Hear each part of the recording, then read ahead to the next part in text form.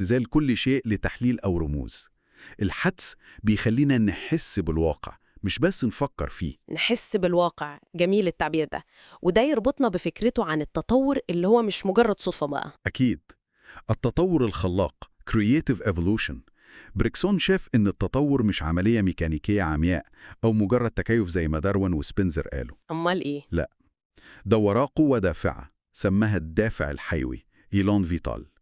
قوة حيوية جبارة خلاقة بتدفع الحياة باستمرار لابتكار أشكال جديدة وغير متوقعة. كأن الحياة نفسها قوة إبداع؟ بالظبط، قوة حرية بتحاول تتغلب على جمود المادة وضرورتها. الحياة إبداع مستمر، والدافع الحيوي هو المحرك. فهمت. وده يفسر نقده للفكر اللي بيشوف الواقع كأنه فيلم سينما، صور ثابتة ورا بعض. ألوى سماها آلية الفكر السينماتوجرافية. بنفتكر إننا بنفهم الحركة، لكننا في